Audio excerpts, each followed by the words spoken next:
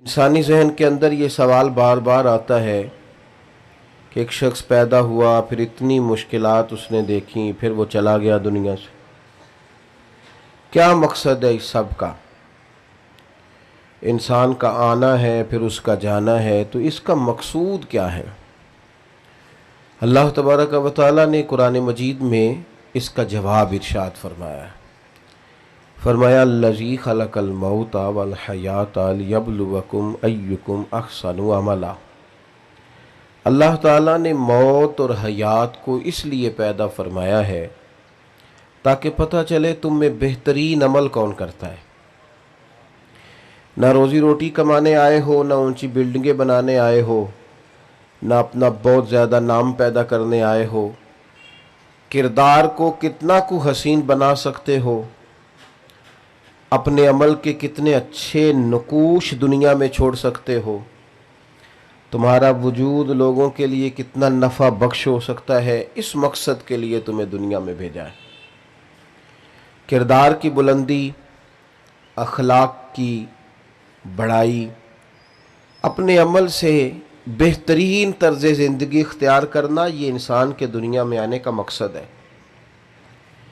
ये आप अच्छी तरह समझते हैं कि जो चीज़ अपना मकसद पूरा नहीं ना करती, वो अपनी जगह पर कायम नहीं रहती। ये माइक लगाया है कि आवाज़ को लाउड करके आप तक पहुंचाएगा, और अगर ये आवाज़ नहीं देगा तो इसको छोड़ दिया जाएगा, कोई और माइक मंगाया जाएगा, क्योंकि जिस काम के लिए बनाया जब वो काम ही नहीं कर रही, तो फिर इसकी अपने मनसब पर इसका कायम रहना मुश्किल हो जाएगा। पंखा लगाया जाता है कि हवा दे, लेकिन अगर वो हवा नहीं देता तो छत पे कोई भी उसे सजाए नहीं रखेगा। समझ लें, इंसान के, मुसलमान के दुनिया में आने का मकसद अच्छा काम करना है, मकसूद अच्छा काम करना। लेकिन जब वो अपने असल काम से हट जाता है तो फिर अपने मकाम से भी हट जाता है। फिर उसको जो फजीलत है, जो उसकी अज़मत है, जो उसकी शान है, अल्लाह रसूल की बारगाह से जो उसे मर्तबा मिलना है, जाहिर है वो उस पर कायम नहीं रहता। रोज़ अपनी सीरत में अच्छे नक्श भरने की कोशिश की जाए, रोज़ अपने अमल में कुछ ना कुछ बेहतरी लाने की कोशिश की जाए। हमारे यहाँ लोग कुछ बातें तय कर लेते हैं अपनी ज़िंदगी में। मैं अक्सर दोस्तों से कहता हूँ कि अगर कोई बच्चा ज़िद्दी हो ना, उसके सामने रोज़ कहना नहीं चाहिए कि तू ज़िद्दी है। लोगों को नहीं बताना चाहिए ये बड़ा ज़िद्दी है, बात नहीं मानता, वरना वो पक्का हो जाता है कि मैं हूँ इस तरह का। उसका ख्याल होता है कि मेरा तारुफ ही ये है कि मैं एक ज़िद्दी आदमी हूँ, मैं नहीं मानता किसी की भी। हमारे दाएं बाएं इर्द गिर्द लोग जो हमारे बारे में कहने लग जाते हैं, हम उस पर पक्के हो जाते हैं। हमारा ज़हन बन जाता है कि जनाब अब चूंकि हम निखर गए हैं, अब हम एक शख्सियत हैं, अब हमारा एक नाम है, और ख़ुद ब खुद हम तय कर लेते हैं कि मैं बड़ा वज़ादार आदमी हूँ, मुझे बड़े लोग जानते हैं, मेरा मुआशरे में बड़ा अच्छा तारुफ है। अल्लाह का शुक्र है जी, आप गली के किसी कोने से मेरा नाम पूछेंगे, लोग आपको खुद छोड़ जाएंगे। शुक्र है जी अल्लाह का, 4 लोगों में। ये तो हमने खुद से बना लिया है। फिर इसका नुकसान ये होता है कि तामीर रुक जाती है, इंसान की तरक्की के जो मनाजिल होते हैं वो रुक जाते हैं। पता था हज़रत उमर को, उन्हें पता था कि नबी पाक अलैहिस्सलाम ने फरमाया है कि मेरे बाद अगर नबी होते तो खत्ताब के बेटे उमर होते। हज़रत अगर सारा ज़माना जानता था तो हज़रत उमर भी तो जानते थे ना कि हुजूर अलैहिस्सलाम ने फरमाया जिस गली से मेरा उमर गुजरे शैतान वो रास्ता ही बदल जाता है। अगर सारी दुनिया को पता है तो हज़रत उमर को भी तो पता है ना इस बात का कि 950 साल हज़रत जिब्रील अमीन जनाब उमर की शान बयान करे तो ख़त्म नहीं होती। अगर सारे ज़माने को इन बातों का पता था तो हज़रत उमर को भी तो पता था ना। उन्होंने क्यों नहीं खड़े होके कहा जी अल्हम्दुलिल्लाह जी, मैं तो वो हूँ जिसको हुजूर ने दुनिया में जन्नत की बिशारत दी है जी, मैं तो वो हूँ, हुजूर ने फरमाया मेरे बाद नबी होते तो उमर होते। ये बात उन्होंने क्यों नहीं की? उन्होंने तो जहां भी बात की, एक की बात की कि मैं तो ऊंट चराने वाले का बेटा हूं।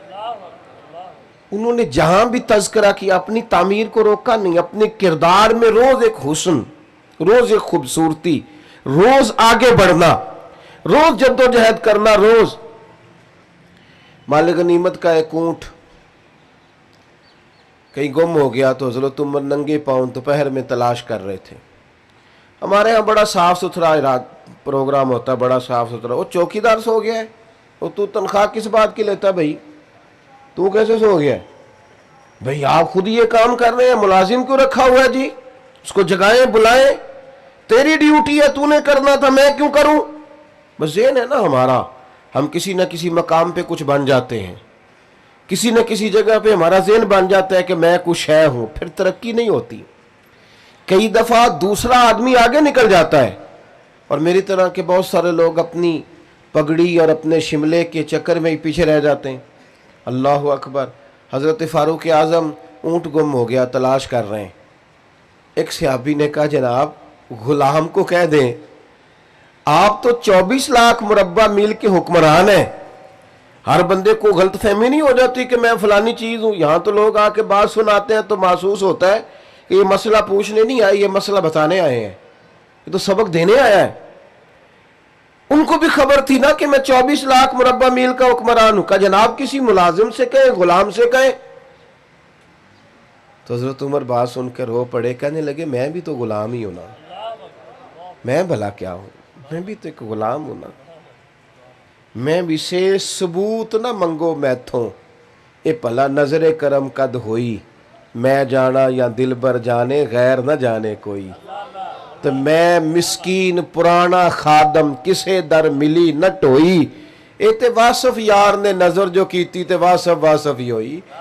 वरना मैं जो हूं मुझे उसका पता है। भाई अपनी तामीर में, अपने किरदार में, अपने मामलात में रोज एक हुस्न, रोज एक खूबसूरती भरने की कोशिश की जाए। अच्छा से अच्छा अमल, बेहतर से बेहतर अमल। 50 साल नौकरी की है दीन की ख्वाजा अजमेर ने। कितने साल बोलिए? 50 साल। और उस नौकरी का नतीजा लाखों लोगों ने कलमा पढ़ा है। और उस ड्यूटी का नतीजा आपने जो अपने पीछे लोग छोड़े वो ख्वाजा कुतुबुद्दीन बख्तियार काकी जैसे हैं। और 50 साल नमाज पढ़ी। मैं ना अक्सर अपने दोस्तों से कहता हूँ, मैं कहता हूँ ये हदीस ना ख्वाजा साहब को भी आती थी और इमाम आज़म को भी आती थी और गौस पाक को भी आती थी। ये जो हदीस है ना कि आम आदमी सारी रात नमाज पढ़े और आलिम इशा की नमाज पढ़ के सो जाए और फजर तक सोया रहे तो फिर भी दर्जा आलिम का ही ज़्यादा। ये हदीस इमाम आज़म को भी तो आती थी ना, तो वो तो सारी रात ही नफल पढ़ते रहते थे। हालांकि उनसे बड़ा आलिम दोबारा पैदा उनके बाद आया, उनको भी तो आती थी ना। पर मेरी तरह एक आदमी जिसका दूर दूर तक वास्ता नहीं है इस हदीस के तहत आने में, वो भी अपने हक में कायल हो जाता है कि मेरे हक में आई ये बात, लिहाजा मुझे फटाफट इस पे गौर कर लेना चाहिए। कुछ ना कुछ तय करके, कुछ ना कुछ बन के हम बैठ जाते हैं। 50 साल नौकरी की हजरत अजमेरी ने और सारी सारी रात नफल पढ़े, सारा सारा दिन तबलीग की। आखिरी वक्त था, आखिरी अयाम चल रहे थे तो सारा सारा दिन रोते थे। तो गुलामों ने कहा, सोने लोग तो गफलत में वक्त गुजार देते हैं और आपका ये हाल है कि आपने 50 साल ड्यूटी की है, इतने अमाल किए तो रोते क्यों हैं? फरमाने लगे, यार तुम ठीक कहते हो, अमल तो हैं पर बारगाहें भी तो देखो ना कितनी बड़ी हैं। अमल तो हैं पर जब गौर से देखता हूं तो उन बारगाहों के काबिल नहीं है। रोज अपने किरदार में खूबसूरती पैदा करने की कोशिश करना, रोज कोशिश करना कि मेरे अंदर कोई अच्छी तब्दीली आ जाए, कुछ मैं बदल जाऊं। जब सवेरे मैं उठूं तो मैं यार अजीब बात है ना, पैसे मैं रोज ज्यादा कमाना चाहता हूं तो नफल क्यों नहीं ज्यादा पढ़ना चाहता? नबी पाक सल्लल्लाहु अलैहि वसल्लम ने फरमाया, तुम थोड़े रिस्क पे राजी हो जाओ, अल्लाह तुम्हारी थोड़ी इबादत पे राजी हो जाएगा। अगर तुम्हें बहुत ज्यादा चाहिए तो सजदे भी तो बहुत ज्यादा चाहिए ना। लेकिन रोज एक नई गफलत अपने किरदार में बुलंदी लाने के लिए, यानी रोज बंदा गिने शुमार करे कि यार एक रात मेरी और गुजर गई है, अभी तक मैं सच का आदी नहीं हुआ। यार जमाना बीत गया, बाल सफेद होने लग गए, अभी तक मैं रिज़्क़े हलाल का आदी नहीं हुआ। कितना वक्त गुजर गया, जो 40 साल का हो गया उसकी तो ज्यादा गुजर गई, थोड़ी बाकी रह गई। तो मैं अभी तक मेरे अंदर कोई तब्दीली नहीं आई, और फिर इतने लोग, मैंने इतने जनाजे उठाए। हम ना सारी जिंदगी कहते रहते हैं ओ जनाब बस पता नहीं किस वक्त चले जाना है। तो भाई अगर इतना आपको यकीन है तो उसकी तैयारी क्या है? ये सच तो सारी दुनिया बोलती है पर आधा बोलती है, पता नहीं जी कब चले जाना है। भाई ये तो आधा सच है, इससे अगला भी तो बोलो ना, उस जाने की तैयारी क्या है। इससे अगला सच भी बोलो, उसके लिए अमल क्या है, उसके लिए किरदार क्या है। हारून रशीद ने हजरत दाऊद ताई रहमतुल्लाह अलैह से कहा कि हुजूर दिल सख्त हो गया है, कोई नसीहत कर दे। तो हजरत दाऊद ताई रहमतुल्लाह अलैह फरमाने लगे तुम्हारे वालिद कहाँ हैं? कहा कब्रिस्तान में। दादा कब्रिस्तान में। तुम्हारा एक भाई भी था, एक बेटा भी था। समझ आ रही है मेरी बातों की? कहा हजरत वो सारे कब्रिस्तान में। तो आप फरमाने लगे जिस बंदे ने इतने जनाजे पड़े हैं उसे मैं क्या नसीहत करूं? अब इतने लोग तू कब्रिस्तान छोड़ आया है तो तूने नहीं जाना? इतने जनाजे तूने पड़े हैं और अभी तू कह रहा है मैं नसीहत करूं? अजीज भाइयों, किरदार ज्यादा से ज्यादा खैर, ज्यादा से ज्यादा, अगर आप मेरी बात पे थोड़ी तवज्जो करें ना, तो इस उम्मत के जो उस्ताद है ना उनका नाम हजरत अबू बकर सिद्दीक है। उम्मत मुस्लिमा ने किरदार की रोशनी, अमल की खूबसूरती, जज्बा इश्क रसूल सल्लल्लाहु अलैहि वसल्लम, हुजूर की ग़ुलामी, वफा, अदब, ये सारा कुछ इस उम्मत ने हजरत सिद्दीक अकबर से सीखा है। उन्होंने हुजूर के बाद सारी उम्मत को सिखाया है कि किस तरह तुमने हुजूर से रिश्ता रखना है। आप कभी गौर करें ना इस शख्स पर, ये ताजर भी थे, नबी करीम अलैहिस्सलाम की खिदमत में हर वक्त हाजिर बाश भी रहते थे, ड्यूटी भी करते थे। जिस तरह का हुजूर हुक्म करते वो हुक्म भी पूरा करते थे। लेकिन आप कभी खूबसूरती देखें ना तो इस तरह नहीं है कि मैं निस्बत वाला हूं तो मैं करीब। हमारे यहाँ ना एक बहुत बड़ा तबका वो भी पैदा हो गया है जो कहता है मेरी निस्बत बड़ी करीब किया तो मुझे खैर है। और कुछ नात खां भी हमें मिल गए हैं, कुछ वाइज मिल गए, कुछ कवाल मिल गए, जो जन्नत बस 3 4 5 मिनट की बात है, आप जन्नती हैं, इतनी सी बात है। और अगर ज़्यादा जल्दी जन्नत लेनी हो फिर आपके पास करारे नोटों की दथी होनी चाहिए और स्टेज के आपको करीब होना चाहिए। फिर तो बिल्कुल उसी वक्त नाम भी याद कर लिया जाता है और इश्क रसूल की डिग्री भी बांट दी जाती है, फिर तो बिल्कुल करीब है। भाई अम हसिबतुम अन तदखुलुल जन्ना, अल्लाह तो फरमाता है तुम आसान समझते हो जन्नत में चले जाओगे? ये तो बड़ा मुश्किल काम था, लेकिन यहाँ फटाफट ही लोग इस पर सवार हो गए। हजरत अबू बकर सिद्दीक को आप देखें, हुजूर ने एक दिन पूछा, यूं सहाबा की सफ़ें, पूछा आज किसी ने रोज़ा रखा है? अर्ज़ की हुजूर मैंने रखा है।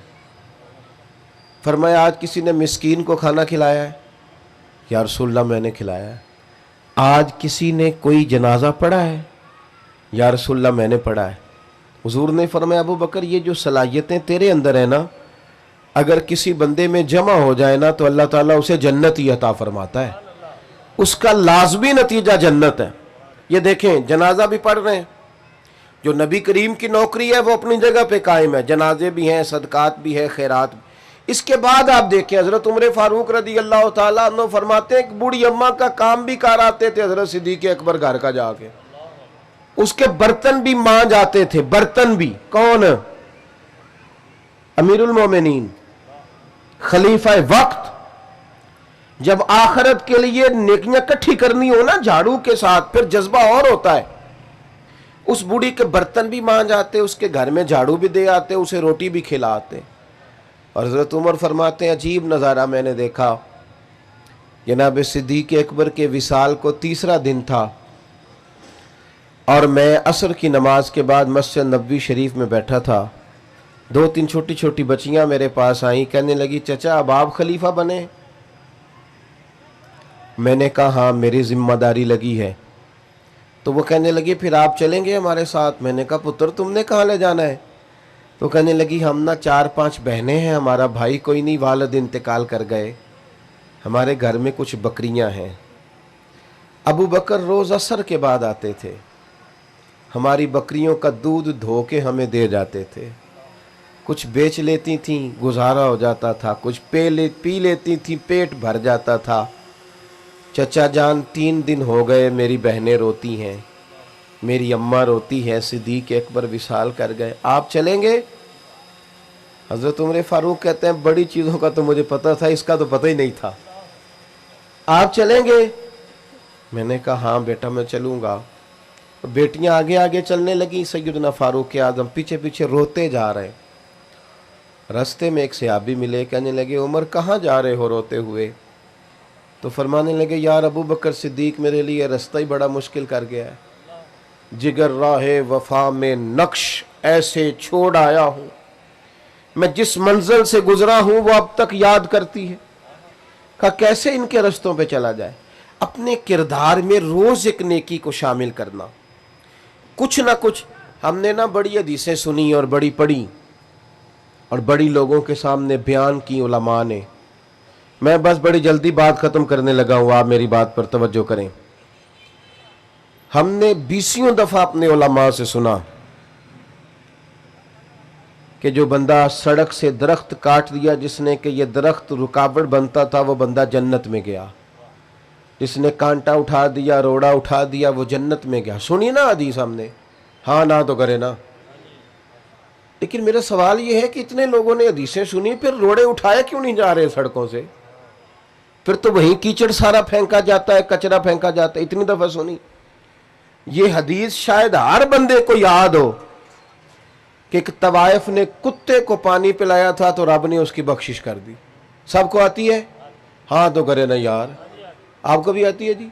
सबको पता है ना हदीस पाक का। लेकिन मेरे रोड पे तो कुत्ता अगर मर जाए सड़क पे, तो मरे हुए को भी कोई लकड़ी से उठा के साइड पे नहीं करता, वो गाड़ियों के टायरों के साथ मसला जाता है, मसला जाता है वो, और उसका गोश्त टायरों से लगकर सड़क से उठता है। भाई ये हदीस तो गूंजी हर जुमे में कि कुत्ते को पानी पिलाने वाली बीबी बख्शी गई, तो इस जख्मी कुत्ते को किसने उठाना था? मरे हुए को रोड से साइड पे ही कोई कर देता। क्या हमने दीन सिर्फ यह है कि तकरीबात की नजर कर दिया है, कानों की जायके के लिए रह गया है? हमारा वज़न बन गया कि हमने तकरीर सुननी है जुमे वाले दिन 30 मिनट की, 40 मिनट की। ये तो सारे का सारा दीन अमल के लिए आया है। मैं बरतानिया में रोड पे सफर कर रहा था तो एक जगह पे ट्रैफिक ब्लॉक हो गई। तो मैंने पूछा दोस्त से कि मुझे तो कहीं पहुंचना था, तो मुअम्मा क्या है? वो कहने लगे कुत्ते का एक्सीडेंट हो गया, एम्बुलेंस आई है कुत्ता उठाने के लिए। तो मैं अपने ऊपर अफसोस कर रहा था कि मेरे रोड पे तो कुत्ता मर जाए तो वो टायरों से मसल के जाता है। हालांकि ये विरसा तो हमारा है, ये तो हमें हमारे नबी ने सिखाया कि जो कुत्ते को पानी पिलाए रब ताला तो उसके पिछले सारे गुनाह ही माफ कर देता है। मेरे दोस्तों, अपने लिए कोई खैर का अमल, कोई अच्छी बात, कोई कारनामा। कल मुझे पहले भी खैर मैं इस सवाल का जवाब दे चुका हूं। कल सुबह एक दोस्त ने मुझे मैसेज किया कि ये जरा सवाल का जवाब दे, मैंने सुना है किसी ने कहा है कि मस्जिद में सीमेंट का तोड़ा देने से बेहतर है किसी गरीब को आटे का थैला दे दिया जाए। मैंने कहा यार ये नई शरारत है, इसका माना है, मेरी बात की समझ आ रही है? यानी कोई ऐसी बात छेड़ो जिससे लोग बहस करें। तो मैंने कहा उसे को चल यार तू थैला ही दे तो सही ना, कुछ तो करना, कोई काम तो कर मेरे भाई, रट्टा डालने की क्या जरूरत है, कोई नेकी करो। बाकी अगर आप मुझसे पूछें तो कायनात में सबसे ज्यादा गरीबों की बात मेरे नबी पाक ने की है, पर हुजूर ने मदीने आके पहले मस्जिद बनाई थी, मस्जिद पहले बनाई थी। हमने कुछ करना नहीं। मैं आपको बताऊं, मेरी गली में जितने गरीब लोग हैं ना, मेरा ख्याल है गली के अमीर लोग ही मिले तो उन गरीबों के ऊपर दस्ते शफकत रखा जा सकता है। लेकिन मैं तो अपने महल को डबल करना चाहता हूं, मुझे गरीबों से क्या लगे। मेरा तो मामला सिर्फ इस हद तक है कि मेरा घर बचता है कि नहीं। ऐसी हवा चली है, हर शख्स सोचता है तमाम शहर जले, बस एक मेरा घर न जले, मर जाए सारी दुनिया मैं बच जाऊं। ये सोच मुसलमान की नहीं। ये खुद गर्ज लोगों की सोच है, ये लोगों की सोच है जो अपने लिए जीते हैं और अपने लिए ही मर जाएंगे। बात खत्म करने लगा हूं, आप तवज्जो करेंगे। एक 100 घर था मदीना मुनव्वरा में। कितना जी? 100 घर। उस 100 घर में 3 वक्त रोटी भी जाती थी, बच्चों के कपड़े भी जाते थे, कोई बीमार होता था तो दवा के पैसे भी जाते थे। 100 घर था।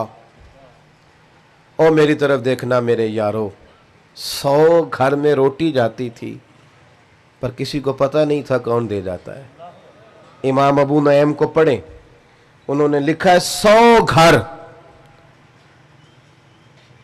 एक आदमी नकाब पोश रात को आता है, दरवाजे पे खाना दे जाता है, नाम पूछो तो नाराज होता है,